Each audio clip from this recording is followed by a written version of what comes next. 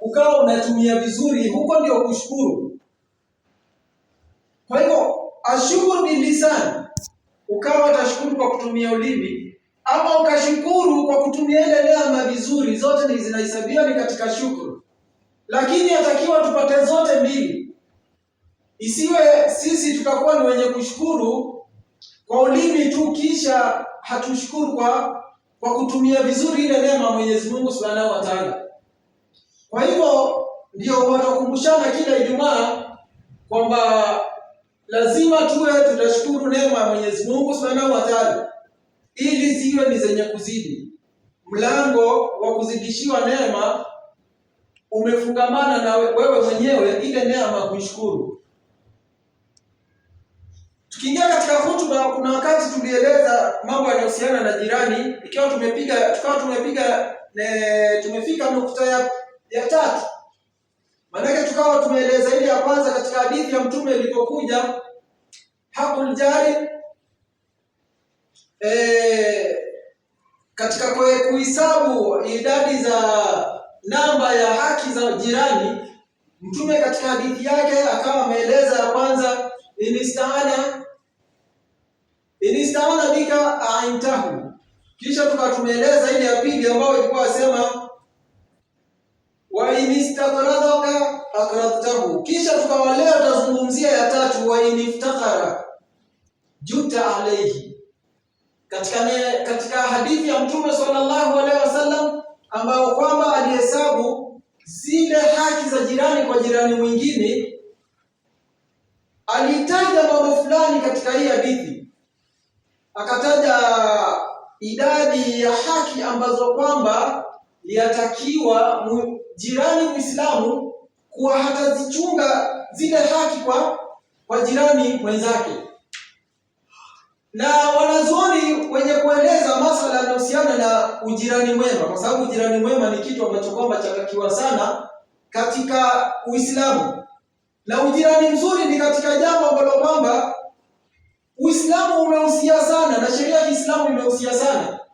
Angalia kwenye hadithi utaona Mtume sallallahu alaihi wasallam asema, mazala Jibrilu yusini bil jari hata dhanantu annahu sayuwarithu. Asema kwamba Mtume atupa habari kwamba Jibril kila akija katika kumweleza mambo mbalimbali yanayohusiana na Uislamu na yanahusiana na sheria ya Kiislamu, kwa sababu yafahamika kwamba Jibril alishuka kwa Mtume mara kadhaa. Alishuka kwa mambo mengi tu yajulikana, pia kila Ramadhani akishuka kusoma Qur'ani na Mtume sallallahu alaihi wasallam. Sasa katika mara nyingi ambao kwamba alikuwa akija kwa Mtume mwenyewe atupa habari asema kuwa mazala Jibrilu yusini bil jari, Jibrili alikuwa haachi kunihusia jirani hata, yani hadithi inavyoonyesha ni kuwa mwenyewe asema, ukiangalia siyaki ya hadithi utaona kuwa hili jambo lilifanywa sana. Mazala Jibrilu yusini bil jari hata dhanantu annahu sayuwarithu. Sasa mafuhumu ya hadithi ni kuwa haiwezi kawa Jibril alikuja tu siku mbili tatu akamhusia tu mara mbili tatu kisha ikawa namna hii, mpaka Mtume kusema mazala Jibrilu yusini bil jari hata dhanantu annahu sayuwarithu. Ina maana ya kuwa ili jambo alifanya sana, alifanya kwa mara nyingi sana, ndio ikaja pale hata dhanantu annahu sayuwarithu. Yani Jibril alikuwa akimhusia sana Mtume kwa jirani, yani kuchunga haki za jirani yake kiasi, yani kwa mara nyingi sana, ama kwa kiasi kikubwa akimhusia, yani kwa muda mrefu akimhusia.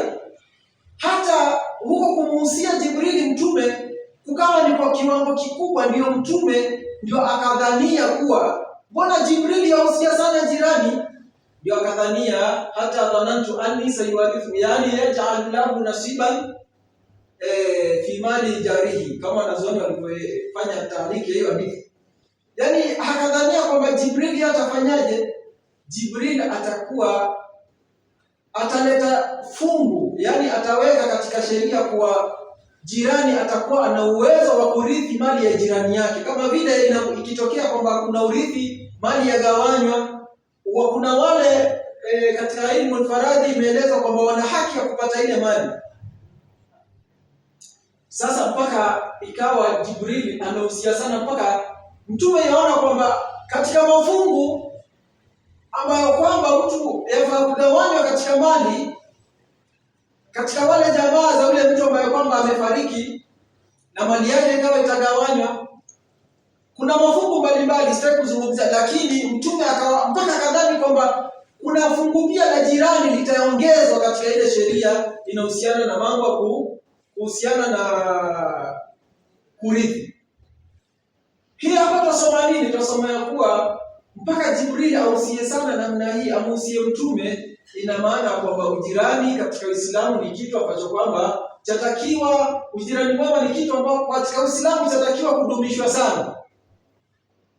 Na tumeeleza katika hadithi tulioeleza nyuma ya kwamba Mtume sallallahu alaihi wasallam katika kuonesha umuhimu wa kwamba umfanyie uzuri jirani yako, kuna hadithi mashuhuri usomwa katika madaris, hadithi za mwanzo katika mustawa wa chini, aljaru hapo bisawbihi, jirani ana haki kwa ukaribu wake. Ama nyingine Mtume sallallahu alaihi wasallam aliposema, man kana yu'minu billahi wal yawmil akhir falyukrim jarahu. Sasa tukiangalia katika hizi hadithi utaona ya kuwa Mtume sallallahu alaihi wasallam katika baina ya akwali zake, utaona ya kwamba katika akwali zake ambazo kwamba zinahusiana na muasha, zinahusiana na kutangamana mtu na jirani yake, zinahusiana na kutangamana labda kiongozi na raia, kutangamana labda mwalimu na wanafunzi. Kwa sababu ukiangalia katika hadithi na sheria ya Qur'ani utaona kuwa kuna mambo ambayo kwamba ni katika almuamalat, imekuja katika fiqh.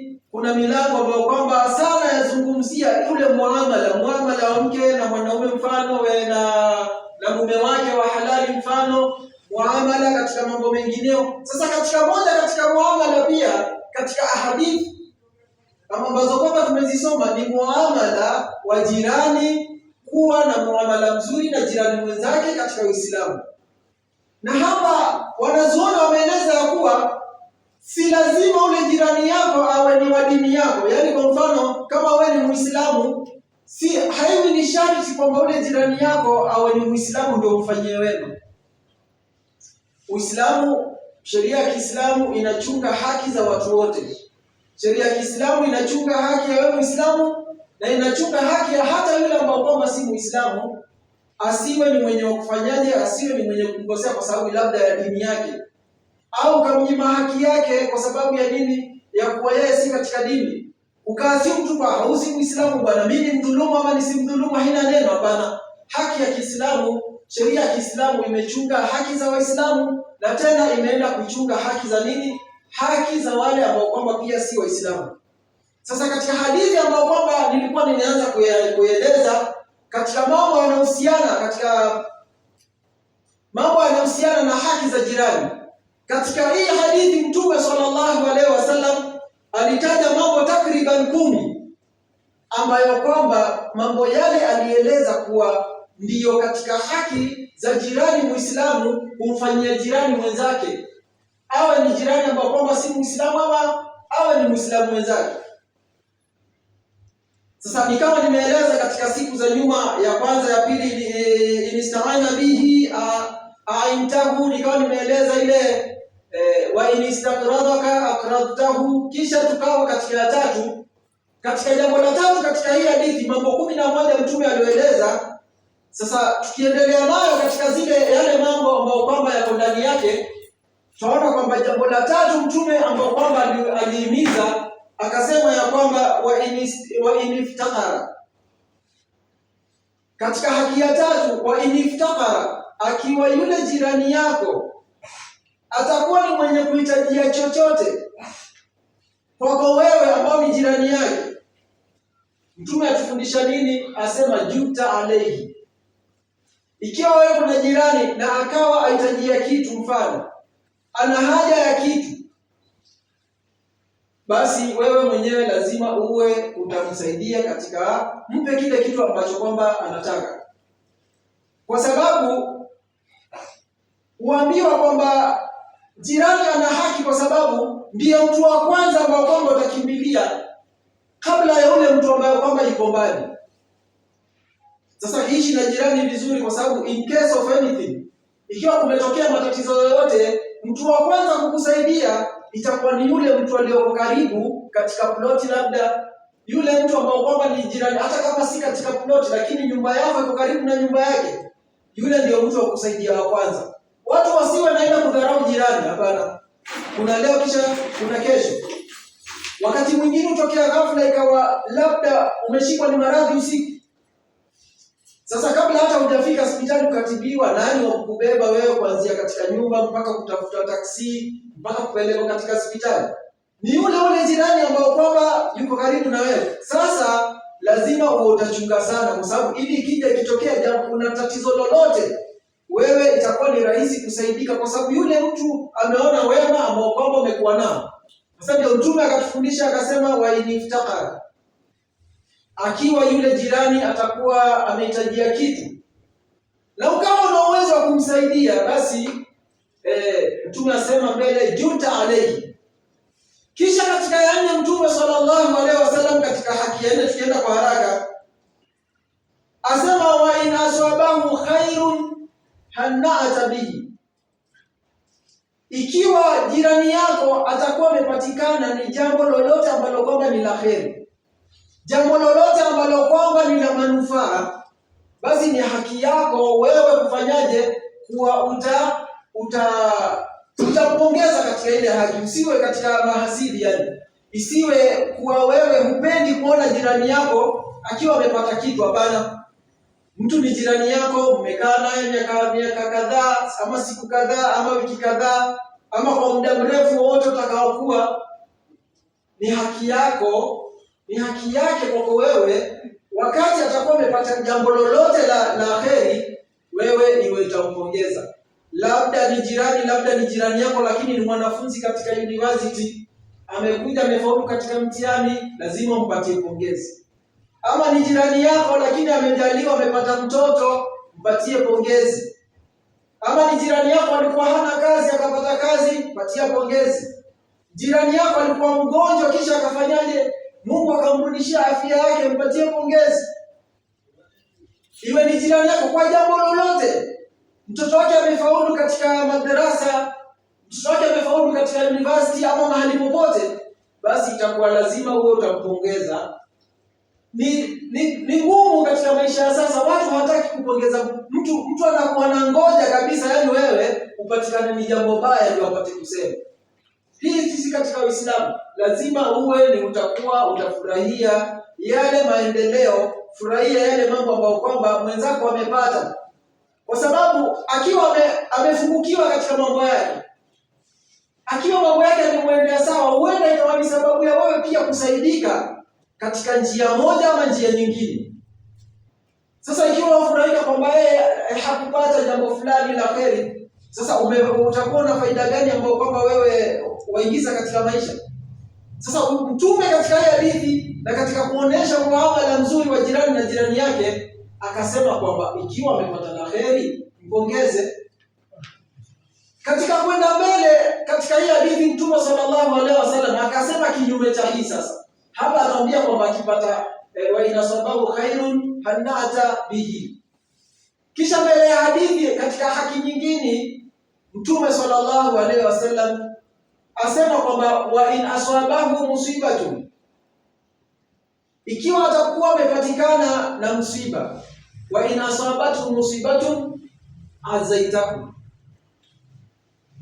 akiwa amepatikana ni jambo lolote ambao kwamba ni msiba wowote, labda ameumia, mfano labda amepatwa ni mgonjwa hatari, labda amepatwa ni ugonjwa ambao kwamba akawa mgonjwa zaidi, yani tuseme, ama akawa labda amepatikana ni ajali, ama amepatikana na hata amefidiwa ni jamaa yake, jambo lolote ambalo kwamba halikuwa ni la kumfurahisha yule jirani yako, limekuwa ni la kumhuzunisha, ni msiba. Msiba si lazima iwe kuna mtu amekufa, hapana. Lolote ambalo kwamba labda amefutwa kazi, mtoto wake hakufaulu vizuri katika skuli, ama amefanya lolote ambalo kwamba lamtia huzuni na kero yule jirani yako, basi utampa nini? Azaitahu, utamliwaza kwa kumhusia maneno mazuri, kwamba ndio ni katika maisha imepatikana ni hili, lakini tutahusiana ile kuhusiana, watawasau bil haqi watawasau bis sabri. Hiyo utamhusia pia kuwa na subra katika lile jambo, na kumwombea dua, kwa kumliwazi na kumwombea dua kwamba Mwenyezi Mungu amuondolee katika yale mambo. Hii ndio maana ya kwamba akiwa amepatikana ni msiba, iwe utafanyaje? Utamliwaza katika ile msiba wake, usiwe ni mwenye kufurahikia. Kuna watu utaona kwamba akiwa amefurahika umepatikana ni kitu, ndio yeye ndio ni kama ni furaha yake kwamba wewe umepatikana na jambo baya. Ama ikiwa ilikuwa kuna jambo fulani la kheri ambalo kwamba umelikosa, bado pia atakuwa ni mtu ambao kwamba atakuwa atafurahika. Hapana, Mtume akafundisha ya kuwa akipata la kheri kuwa ni mwenye kuongeza, akipata ambalo kwamba si la kheri kuwa ni mwenye kumliwaza na kumhusia subra. Kisha Mtume sallallahu alaihi wasallam katika haki ambayo kwamba ni ya 6 akaeleza kwamba akiwa jirani yako amekuwa mgonjwa, utafanyaje? Utakuwa ni mwenye kumtembelea, kujua hali yake inaendelea namna gani. La ajabu kwa hii ni katika sunna ambayo kwamba imesaulika kabisa katika jamii yetu. Watu, hili ni jambo ambalo kwamba ni jambo lenye thawabu sana, lakini imekuwa hakuna mtu mwenye kujali hali ya mwenzake siku hizi. Yaani imekuwa jamii yetu imekuwa ni jamii ambayo kwamba hajali wewe umelalaje, hajali umeamkaje, hajali una shida gani wewe. Sasa moja katika mambo ambayo kwamba yamegurwa, watu wameyahama kuyafanya, ni mambo ya kutembelea wagonjwa. Sasa Mtume atukumbusha katika hadithi kuwa ikiwa jirani yako amekuwa mgonjwa, nenda ukamtembelee. Awe yuko pale nyumbani kwake ni mgonjwa, asikii vizuri, kamtembelee. Awe hayuko nyumbani, amepelekwa hospitali, kamtembelee pale katika hospitali. Mtembelee, pata mwekee dua, Mwenyezi Mungu ampatie. Hii ni katika kujenga nini? Katika kujenga maradhi, kujenga ujirani mzuri. Kwa sababu yeye ana maradhi wakati ule, lakini wapo na kumtembelea, kuna namna amejihisi vizuri na ametambua kuwa la kumbe fulani ni jirani wangu, lakini jirani wa dhati, jirani wa kikweli. Sasa ikija mbele huko, iwe wewe labda umepatikana na maradhi, na wakati mwingine maradhi huja wakati ambao kwamba labda hakuna pesa, huwezi kujitibu wewe mwenyewe, na hata ukienda hospitali huwezi kutibiwa. Basi utakuta kwa sababu wewe katika siku zilizopita uliweka mshikamano mzuri na ushirikiano mzuri na yule jirani yako, utapata ya kuwa ulijenga mahaba katika moyo wake. Sasa wakati na wewe sasa siku kama ya leo umepatikana ni maradhi ama umelazwa hospitali, yule mtu ana ukaribu wa kufanyaje kwa kukusaidia. Kuna uwezekano mkubwa wewe kukusaidia wewe, kwa sababu anakumbuka ile ihsani ambayo kwamba ulimfanyia. Lakini mathalani wewe amekuwa mgonjwa, amehasoli mwenyewe, amekwenda mbio mwenyewe, ama familia yake imeenda mbio mwenyewe mpaka akarudi katika afya yake. Sasa wewe baadaye ukija ukishikika, utakuwa labda yategemea imani yake. Maana kuna watu hata ikiwa wewe ni jirani yake na hukumfanyia uzuri wakati ulikuwa na shida, utakuta kwamba yeye, kuna watu ambao walipizi kisasi, lakini sana yaelekea kuwa ikiwa wewe hukumfanyia wema wakati ule, atakuwa na uzito yeye kutokufanyia wema. Kwa hivyo katika hii hadithi, mambo ambayo kwamba Mtume akaimiza katika mambo yanayohusiana na ujirani, ya 6 ndio tumeeleza, akasema ya kwamba wa idha maridha, akiwa amepatwa ni nini, ni maradhi, lazima iwe utamtembelea yule mtu ambaye kwamba ni jirani yako na amekuwa na maradhi. Na usiangalie kuwa huyu ni Muislamu amekuwa na maradhi ndio unamtembelea, kama tulivyoeleza mwanzo wa mazungumzo yetu. Yaani hapa imetajwa jirani yoyote, hata kama yaelekea sana ni jirani Muislamu, lakini pia ikitokea kuna jirani ambao kwamba ni jirani asiyokuwa Muislamu na ujirani wake ni mjirani mzuri, si ujirani yani yeye ni jirani lakini hapigi vita Uislamu, hakupigi vita wewe Muislamu, hakutoi katika nyumba yako, hakuhamishi katika ardhi yako, hakupigi vita katika dini yako kama ilivyokuja katika Qur'ani, basi haujazuia kwamba wewe mfanyie wema wa ujirani mwema. Tukiendelea, Mtume sallallahu alaihi wasallam akaeleza katika haki nyingine ya kuwa wa idha mata shayata janazata, yule jirani yako akiwa kwa bahati mbaya amekufa, ni haki yako Muislamu utafuata, utasindikiza ile janaza yake namna yote inavyokuwa, awe ni jirani ambao kwamba ni tajiri ama si tajiri. Kwa sababu siku hizi imebadilika, imekuwa akiwa ni mtu hana kitu, basi utaona kwamba yeye usindikizwa tu, ni mtu usindikizwa ni wale maskini wenzake. Yaani tunaweza sema kama ni hasila, asindikizwa ni hasila wenzake. Yani imekuwa ni ubaguzi. Yaani ubaguzi umekuwa kuanzia kwenye watu wako uhai mpaka ubaguzi pia uingia katika watu wamekufa pia. Itakuwa si katika imani. Sasa hii ndio Mtume sallallahu alaihi wasallam asema bila kuangalia kwamba huyu mtu social status, yani ana nafasi gani katika jamii, bora ni Muislamu, bora ni jirani yako, lazima uwe bahati mbaya amekufa, lazima uwe utasindikiza janaza yake. Hii ndio itakuwa kweli yaonesha kwamba wewe ulikuwa jirani wa kweli. Wala isiwe ule kama nilivyosema, isiwe mambo ya kuwa ati tunaangalia, tunaweka vipimo kwamba aliokufa ni tajiri. Hebu acha tufanyie haraka kwenda kuangalia janaza. Wajua jamaa bwana alikuwa tupikia sana pilau. Hebu kwanza lazima tuhudhurie hiyo, hapana. Kisha ikiwa ati ilikuwa ni mtu mwingine ambaye kama ni kaida, basi watu saba hivi 26 tu hivi, basi ndio wajibambanye basi waende kwa sababu mwenzako. Hapana. Uislamu wataka hii ni haki ya Muislamu wenzako, uende kufanyie bila kuangalia ni tajiri ama si tajiri, bila kuangalia ni mtoto mdogo ama alikuwa ni mtu mzee, bila kuangalia ni mwanamke ama alikuwa ni mwanaume. Lazima maadamu alikuwa ni jirani yako, huwa yatakiwa kuhudhuria katika ile janaza yake, kusindikiza, hadi kuhudhuria katika mazishi yake. Na pia mbali na yeye kwamba wewe umemfanyia namna hii, pia wale jamaa zake unakuwa unawaonesha moyo wa ujirani. Wanaona kwamba la mtu wetu ametuondokea, lakini watu wamejazana hapa, amekuja fulani, amekuja fulani, amekuja fulani, amekuja fulani. Hata wenyewe wanajihisi kwamba la kumbe hata mtu wetu kumbe alikuwa ni mtu wa kupendeza mbele ya watu.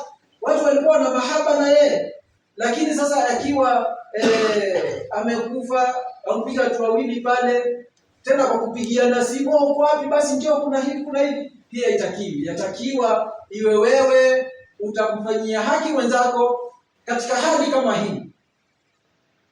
Naona wakati umesonga sana, wacha tumalizie kwa hii hadithi. Mtume sallallahu alaihi wasallam akaelezea katika jambo lingine. Mtume sallallahu alaihi wasallam amekataza katika kuonesha na kwamba jirani afaa kufanywa mambo yanayofaa. Utaona kwamba Mtume ameeleza ya kuwa hauna ruhusa wewe kama jirani ukajenga jengo lako, labda lile jambo likawa ni refu kwenda juu kiasi ambacho kwamba wamzibia hata upepo huwezi kumfikia ile nyumba yake. Mfano hapa kuna Muislamu na nyumba yake ya chini, si gorofa. Kisha wao Mwenyezi Mungu amekuruzuku wewe wataka kujenga gorofa. Sasa ukajenga gorofa, lakini kwa urefu wa lile jengo ikawa huyu mtu sasa hapati tena upepo. Upepo ukitoka huku, ukija ukipita pale wapata ile jengo lako. Kwa hivyo inakuwa imeblock upepo kufika katika nini? Ile jengo limeblock upepo kufika kwa jirani yako, waambiwa ufai kufanya namna ile. Ila biidhnihi, Mtume sasa ndio akasema asiwe wewe utarefusha ile duniani, fatahjiba alayhi rih, illa biidhnihi, jirani yako ufai kufanya namna ile, ukajenga jengo. Siku hizi watu yatatawaluna fil bunyan, ile iliyosema katika alamati za kiyama, watu wafanya kushindana katika majengo. Lakini si neno watu wakifanya hivyo yaendelea, ni maendeleo na nini, hakuna mtu anaokataa maendeleo. Miji inapanuka, biashara zinapanuka, maendeleo yanakuwa, lakini lazima mambo yafanywe kulingana na haki na sheria ya Kiislamu inavyotaka. Sawa, tengeza, lakini hakikisha kwamba kuna idhini ya ule ambao kwamba ni jirani yako. Ama kwenda maelewano kwamba utabadilisha lile jengo style, ukuta namna ulivyojenga, hata kama lienda juu, lakini kuna namna ambao kwamba utajenga ukute haujamzibia. Ama akiridhika mwenyewe, kwa sababu Mtume ashasema, ametoa hakufunga kabisa. Mtume anasema ila bidhni, mkielewana akaridhia, basi wataendelea na ujenzi. Lakini hii ni katika haki ambayo kwamba pia imeelezwa. Tukimalizia katika haki nyingine, akasema na hii haki Mtume sallallahu alaihi wasallam ameisema kwa sababu ndani yake kuna athari ambayo kwamba itapata watu wawili katika yule jirani na labda watu wa jamaa zake. Kwa sababu haki hii ni haki gani? Mtume sallallahu alaihi wasallam asema, hata ukiwa umenunua matunda, mfano wewe ni jirani, una uwezo, umenunua matunda kuletea familia yako, lazima yale matunda utoe. Labda umenunua maembe ama nini, lazima utoe kiasi fulani upate jirani yako. Na kama unaona kwamba ni uzito sana, huwezi kufanya, basi Mtume sallallahu alaihi wasallam anasema, hakikisha kwamba wewe vile vitu umeingia navyo siri. Kwa sababu gani? Ikiwa huwezi kumpa yule mtoto wako, lazima umzuie pia. Ingia nao siri na mtoto wako umzuie asitoke na yale matunda ama zile vitu ambavyo umeletea, ni machocolate, ni masoda, ni nini, imetajwa matunda lakini imebeba vitu vitamu vyovyote ambavyo utakuwa umeletea familia yako. Kisha zuia kwamba mtoto wako, kama humpi jirani, basi zuia mtoto wako asitoke nazo akaenda kuwachokoza wale watoto wa jirani yako. Kwa sababu watoto wana tabia, akipata kitu ataka kuchukua, aende akikirambaramba, asikia raha, basi afurahia, ili amuoneshe nini? Amuoneshe yule mtoto wake kwamba nyinyi hamna. Tena ukipata watoto wale mafidhuli, atakuwa akiramba kabisa, alafu mfanyia mwenzake, kuna namna ufanya hapa, yaani mwenzake asikie kutamani kwamba yeye yuaramba, mwenzake hawezi, ama yeye yuala kitu fulani cha kupendeza, yeye hana na babake hana. Basi kwa kuchunga kwamba yule mtoto akiona namna ile itaathirika kiakili. Yule mtoto kwamba sasa akiketi na huzuni, aona kwamba kina fulani wanaweza kununuliwa ice cream, kina fulani wanaweza kula matunda wanaotaka, sisi baba yetu hana uwezo. Unaona ile sasa, hiyo fikra huenda ikaathiri yule mtoto, akaanza kuwa sasa ana huzuni fulani. Akiwa yule mtoto amekuwa na huzuni fulani ama stress, yule mtoto performance yake katika skuli inaanza kuwa si nzuri. Maanake kusoma kwa taka akili ambayo ni soba. Hata wewe ukiwa mwenyewe akili yako haijakaa vizuri, utaona kwamba performance yako katika jambo lolote, iwe ni kazini, labda kwa madrasa wafundisha, utakuta kwamba siku ile hauko vizuri katika kufundisha. Ama iwe ni katika ofisi, utaona siku ile ofisini hauko vizuri, ikiwa katika akili yako kuna kitu kinakusumbua. Sasa kwa ile kuzuia namna hii, unaangalia Mtume asema ataja matunda na ataja kwamba mtoto asitoke akamudhi mtoto wa jirani yake kwa yale matunda, lakini nini kilichoko ndani yake? Ili faida iliyoko ndani yake, kuna faida mpaka ya kiakili, kwamba yule mtoto atakuja atafanyaje? Ataanza kuwa na mawazo kwamba kina fulani wanacho, sisi hatuna. Kina fulani baba yao na uwezo, sisi baba yetu hana. Na pia kwa upande mwingine, wale watoto wakiona kwamba jirani yao watoto wake wamenunuliwa kitu fulani, wale watoto wanakuja huku kumsumbua baba yao. Baba, tunataka tununulie kitu fulani. kina fulani wameletwa matunda na sisi mbona hujatuletea? Yule baba naye pia kuna namna anahisi. Ingawaje kwa sababu ni mwanaume atajikaza. Mwanaume ameumbwa kwamba yeye hata kama kuna mambo anamuumiza huwa kuna ile kujikaza.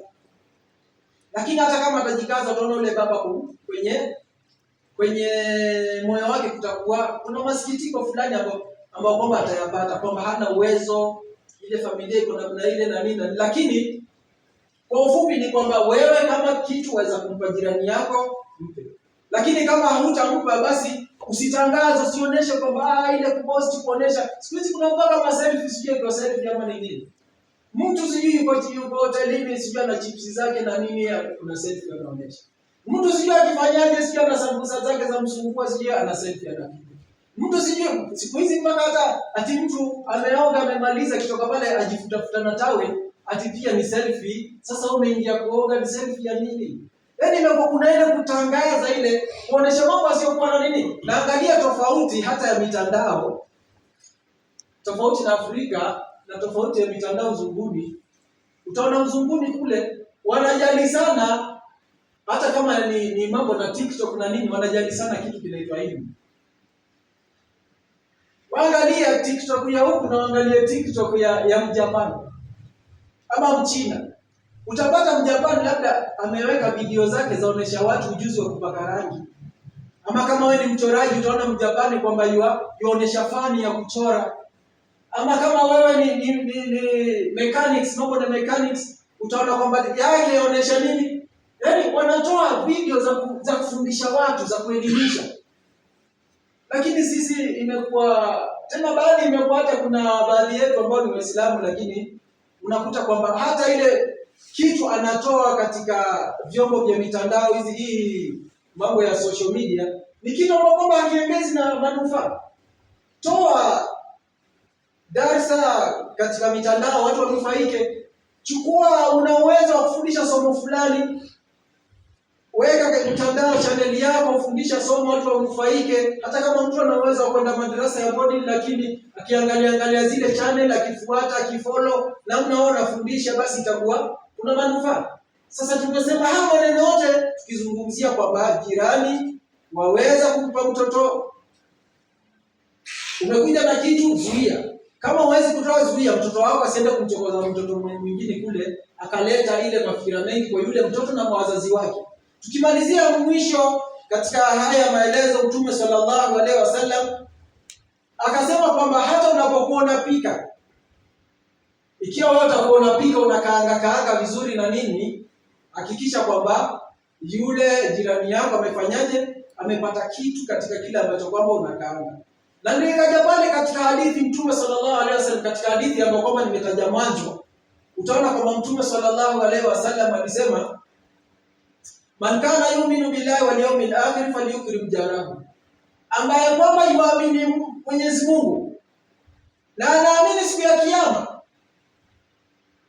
basi amfanyie vizuri jirani yake. Sasa mwisho wa hii haki ya mwisho katika haki za majirani, unaona Mwenyezi Mungu Mtume sallallahu alaihi wasallam aeleza kwamba hata yale mambo ambayo chakula unachopika na nini hakikisha umegawia jirani. Ima yeye mwenyewe akwambie bwana asante, mimi hata nilikuwa nimetayarisha changu na hata sijui ukinipa hii na mimi yangu itaharibika pia sijui nimpe nani. Labda mwenyewe akatae tu, lakini lazima iwe kukaribishana. Kwa sababu ilikuja katika hadithi nyingine ya Mtume sallallahu alaihi wasallam alisema laisa almu'min, si mu'min yule ambao kwamba man bada shabanan wajaruhu jahu. Katika hadithi nyingine Mtume alisema hajaamini Mwenyezi Mungu mtu ambaye kwamba atalala ameshiba. Yaani wewe unalala starehe mshiba wateuka. Yaani umshiba mpaka yani ikuwa yani wewe hata kulala ni shida. Kuna vitu viwili tofauti. Kuna yule ambao kwamba ashindwa kulala kwa sababu ya kushiba. Alafu kuna mwingine ambao kwamba hapati usingizi kwa sababu ya njaa. Basi Mtume akasema wewe hauhesabiwi mbele ya Mwenyezi Mungu kwamba umeamini Mungu. Hata kama utasema amantu.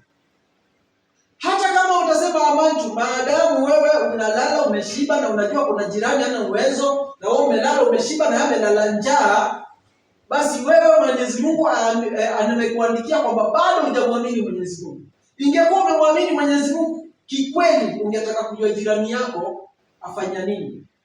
Na kama huwezi kumpa chakula kila siku, wajua kwamba kuna mahali kuna kibarua, mconnect apate kibarua. Wajua kuna kazi fulani ambao wawafanya kuweza takika na mtu, mconnect mpeleke kule, itakuwa ni kama umempa chakula. Sasa kwa ufupi tumeeleza ya kuwa katika hadithi hii Mtume ameonyesha kwamba ujirani ni jambo muhimu sana. Katika mambo tumeeleza mambo 11 haya ambayo mambo 10 ambayo Mtume ameeleza katika hadithi ya kuonesha haki ya jirani ni kitu muhimu sana. Kisha mwisho wa hadithi Mtume sallallahu alaihi wasallam akauliza, atadruna ma haqqul jari, au kama qala. Mtume akaeleza, je, mnajua haki ya jirani? Akasema hakika hakuna ambaye kwamba anaweza kufikia haki ya jirani illa man asamahu Allah, isipokuwa yule Mwenyezi Mungu amemuhifadhi.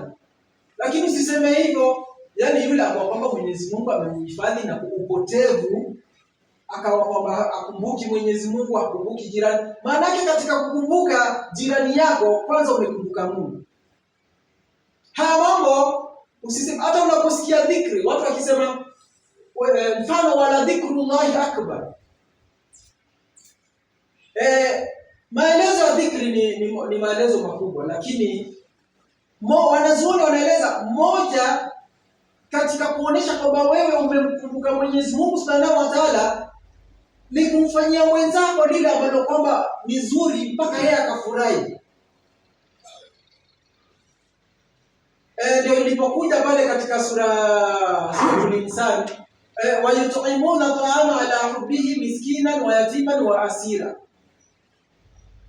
Ilipokuwa inaeleza masala fulani pale, Mwenyezi Mungu anaeleza kwamba wa yut'imuna ta'ama ala hubbihi, anaeleza kwamba kuna watu ambao ni tabia yao watoa chakula wakapatia watu ala hubbihi, pamoja na kwamba yeye kile kitu anakitaka, au ala hubbihi kwa ajili ya kupenda yule anayempa, au ala hubbihi kwa ajili ya nini, kama namna ilivyoelezwa ni wanazuoni wengine watafasiri walivyoeleza hiyo ala hubbihi, au kwa ajili ya kumpenda Mwenyezi Mungu Subhanahu wa Ta'ala. Sasa ikiwa wewe wampa jirani ama umfanyia jirani vizuri, ina maana umemkumbuka Mwenyezi Mungu Subhanahu wa Ta'ala. Ndio ikaanza kwenye hadithi la yu'minu, hajaamini yule ambao kwamba hakumfanyia vizuri jirani. Man kana yu'minu billahi wal yawmil akhir falyukrim jarahu. Ina maana ikiwa hukumkirimu, hujamwamini. Na hukumwamini kwa sababu gani? Hujamkumbuka Mwenyezi Mungu Subhanahu wa Ta'ala. Moja katika kumkumbuka Mwenyezi Mungu kasema kwamba nimemkumbuka Mungu. Wajua kuna dhikrullah ile kumtaja, mfano ukataja jina fulani la Mwenyezi Mungu Ar-Rahman Ar-Rahman Ar-Rahman mara kadhaa, hiyo ni dhikri. Na pia kuna kumkumbuka kwamba hii ni wakati wa Ramadhani, tofaa tufunge, umekumbuka Mungu kwamba amekuamrisha wewe kufunga ukafunga, hiyo bado ni dhikri. Kisha kuna kukumbuka Mungu kwamba mimi nataka kufanya dhambi fulani, lakini Mwenyezi Mungu amekataza, umekumbuka Mungu ndio kajiepusha na ile jambo. Kuna jambo fulani sijafanya na Mungu ameniamrisha nifanye, umekumbuka kuna Mungu amekuamrisha ufanye na wewe hujafanya. Sasa dhikri inakuja kwa uslubu, yani kwa njia tofauti katika kuelezwa katika sheria ya Qur'ani na katika kuelezwa katika hadithi. Lakini alhasil nilotaka kufahamisha kwamba katika haya muamalat, dini ina mambo ambayo kwamba ni muamalat, ni katika al-muamalat kuna interactions ambazo kwamba ziko katika jamii, na hakuna mtu ambaye kwamba anaweza kuishi vizuri bila kuwa atatangamana na watu. Labda utafute dunia yako nyingine ndio ukakaa, lakini maadamu uko katika ulimwengu lazima utatangamana. Kama ni mfanye biashara, lazima kuna association utakuwa nao na wenye kununua. Kama ni mwalimu, lazima uta interact na wanafunzi. Kama ni imamu msikitini ama madrasa, lazima uta interact na waumini ama watoto wa madrasa. Kama ni rais, lazima uta interact na mawaziri na watu wengine. Popote unapokuwa lazima utakuwa una interact. Kama ni mume, lazima uta interact na mke wako na watoto.